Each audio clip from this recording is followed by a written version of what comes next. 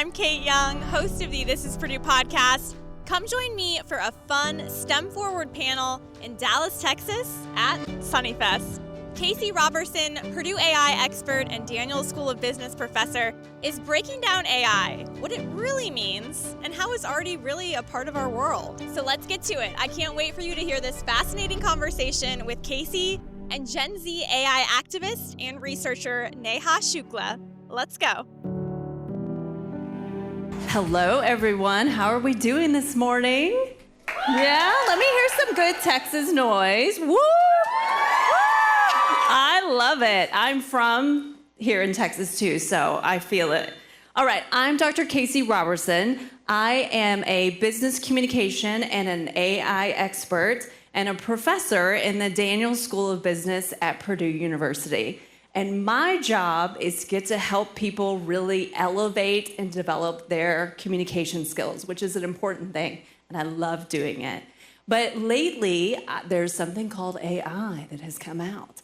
And so I have been working to look at how to use AI in communication to help solve complex problems and unlock human creativity. Hi, my name is Neha Shukla. I'm 20 years old and a Gen Z AI ethicist and inventor, passionate about building technology that's inclusive, transparent, and human-centered. I led the World Economic Forum's first ever entirely youth-led AI advisory body, working with corporations and policymakers to make sure that AI is being built to prioritize the well-being of young people. And I'm the founder of Innovation for Everyone, a global youth movement pushing for AI ethics literacy, reaching over 70,000 students across 35 countries and really partnering with people. Thank you. Trying to make this movement equitable and including everybody in this conversation about AI. So really excited, and a big thank you to Purdue for sponsoring this conversation and always championing innovation, curiosity, and the next generation of thinkers. Thank you, Neha. All right, so we want this to be more of a conversation and not a lecture. So we are going to ask each other some questions, maybe share a few stories, and hopefully leave you feeling like AI is less of a mystery or something kind of scary and more of a tool that you can use. Exactly, because AI isn't just something in sci-fi movies or these fancy AI labs. It's something that's already in your pocket and in your classrooms. So let's start there. Okay, so that sounds great, Neha. I think I'm going to start with a question for you. So first, I think we'd love for you all to break down for us what AI actually is, like beyond the hype.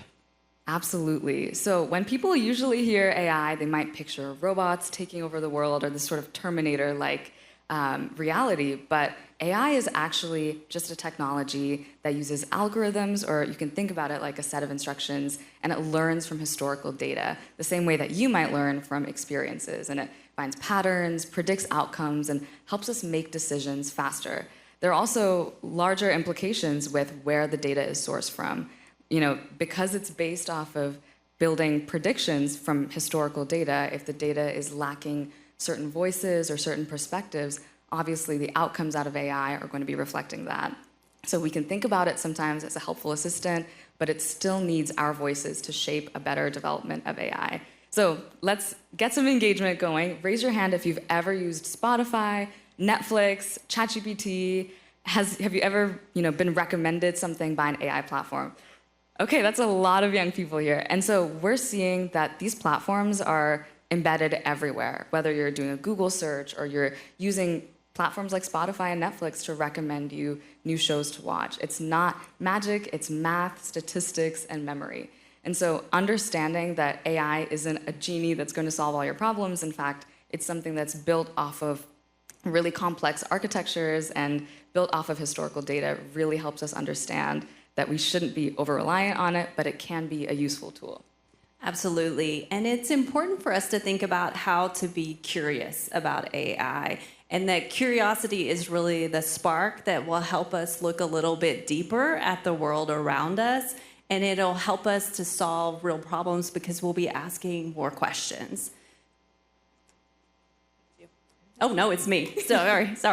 So Neha, you started inventing at a really young age. And so I'm really wondering, when you started inventing, when did you realize that innovation needed ethics and that just because you could build something didn't mean you actually should? That's a beautiful question. Thank you. I grew up in a really small farming town in Pennsylvania, so I never really had access to computer science in the classroom, but I grew up with this sort of love for building and solving problems within my community, uplifting others. And so when I was 15 and sitting in my little house during lockdown and seeing my community devastated by the pandemic, I wanted to do something. I wanted to channel that sense of hopelessness and despair into action. So I taught myself how to code, ordered all these little parts from Amazon, and turned my room into this makeshift bedroom lab and was soldering, building circuits, running all of this code, and built my first prototype of 6 feet apart, which was this wearable device to save lives during the pandemic. So that was the first time I'd ever built something and was working with the community in grassroots efforts, hosting town halls, trying to mobilize to make sure people were staying safe. And my story was picked up by the New York Times. And so overnight, I went from this kid building things, trying to make a change, into somebody that companies and leaders were taking seriously. And I fell in love with inventing, and I realized that if used correctly and if built correctly, technology could be used to create change. And that journey has then moved into building an app tackling homelessness in my community and bridging understaffed shelters with youth volunteers, having the opportunity to pitch that to Apple's CEO at their headquarters in New York, or working at NASA and looking at Earth-orbiting satellite imagery to detect the most vulnerable areas to climate change, catching oceanic oil spills or emerging wildfires using technology. And now working at the World Economic Forum and trying to answer these bigger questions about how can we build AI to make sure that we're protecting what it means to be human and protecting the values that we really hold dear to our hearts. So it's been a really exciting journey, and through all of that, I've realized that even if we're young, even if we might not have all the skills or the knowledge or classroom learning, we have the power to create that change in our communities. It takes passion, it takes curiosity, it takes asking the questions and asking, maybe it is me. Maybe I can be the one to create a change, and I'm gonna have that courage to lean in, to try something new, be okay if it fails, have tons of errors in your code, blow up a few circuits, but really try to make sure that your voice is being heard, because it really does matter. That is so amazing. Let's shift gears just a little bit. Yes, let's give a round of applause for that. Thank you. Let's shift gears just a little bit and talk about what AI looks like in our world right now. So from autocorrect to photo filters to ChatGPT, it's everywhere. Neha, what do you think teens often miss about AI because it's so prevalent now? That's a great question. I mean, it's already shaping the world we live in right now. It's in the music we hear sometimes, it's in the news we see, and it's in the jobs we're probably going to have in the future that don't exist yet. But I think what's probably the coolest part is that we get to influence what it becomes. AI can be a mirror, and we can reflect what we want to see of a future of AI. And so all of our voices matter, whether it's shaping the data, having more diverse engineers building these platforms, or having the courage to say, let's reimagine what this looks like. We don't need to hold on to those sorts of dominant power structures. We can reimagine how AI can help everyone. How can we help developing countries? How can we help farmers and teachers and use it as a tool for change instead of as something to entrench what has already been existing? So that excites me a lot. And now, Kasie, I have a question for you. You work with college students as a professor, and you're building the next generation of AI. So what does responsible innovation really look like for you in the classroom? Okay, thank you for that question. So I want to talk about what I call like the 3 pillars of AI. And the truth is, these 3 pillars will serve you in other parts of your life, but they definitely fit with AI.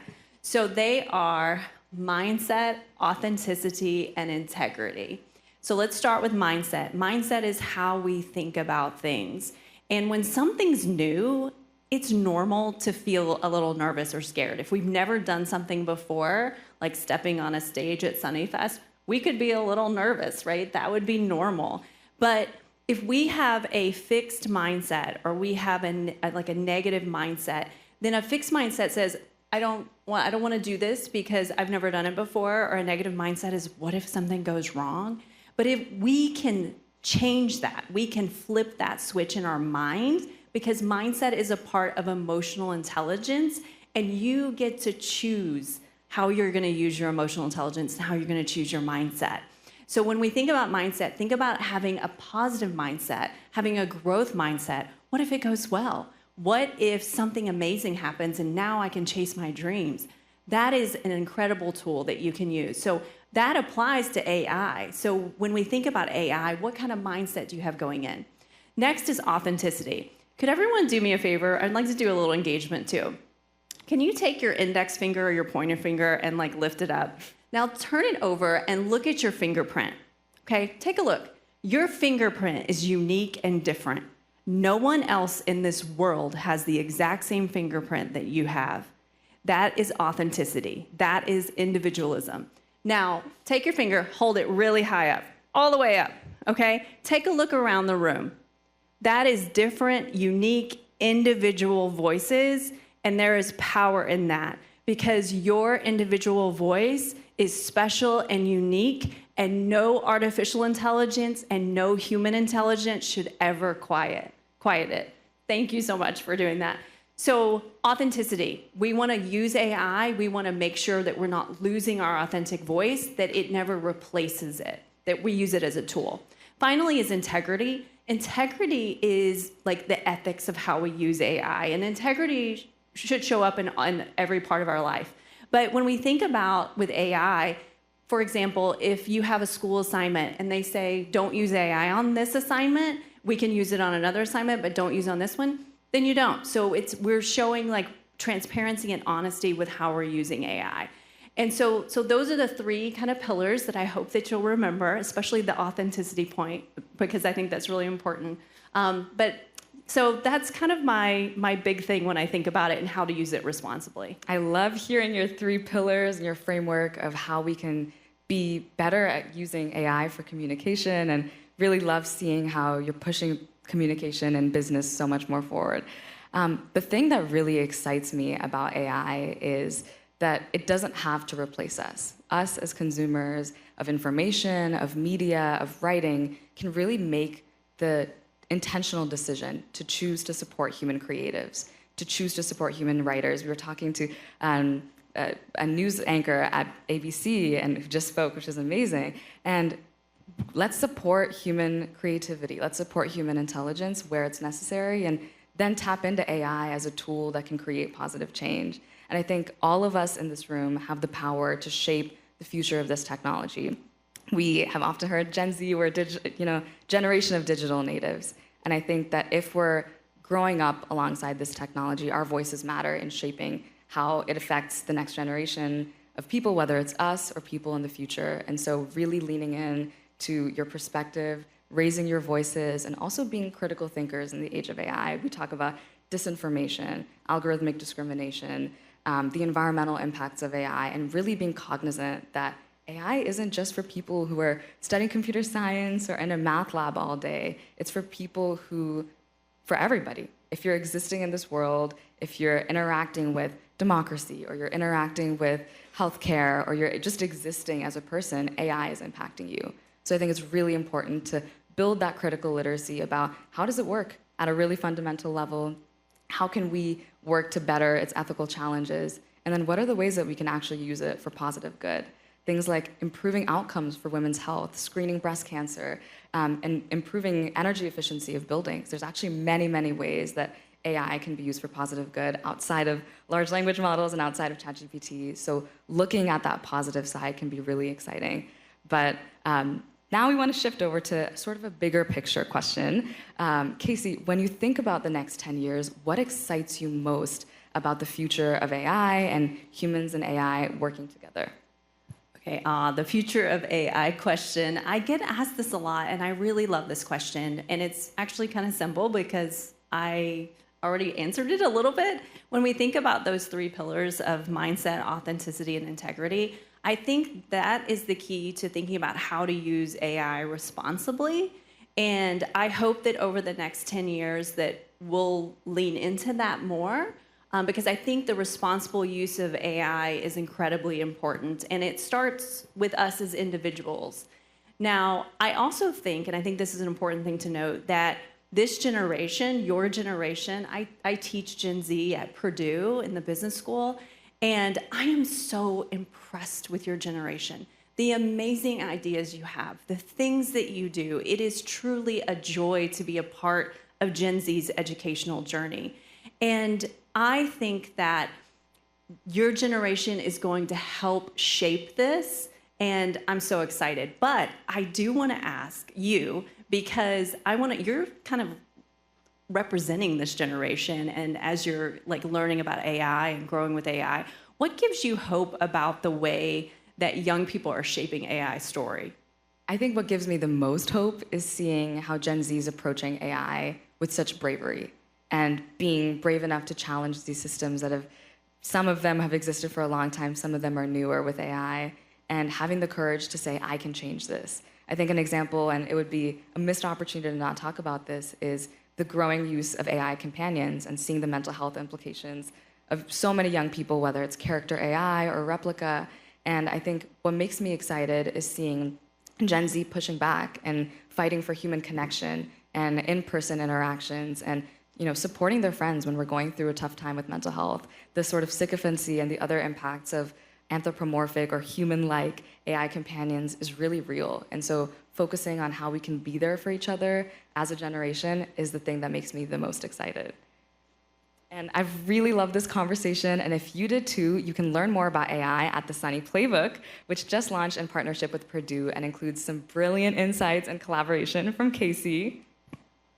That was such a fun project to work on. Thank you for mentioning it. What I really hope sticks with all of you is this, that when we combine intelligence with intention, we don't just make technology more powerful, we really make it more meaningful. So if you want to check out the AI playbook yourself that was done in collaboration with Purdue, then head over to wearesunny.com for more information.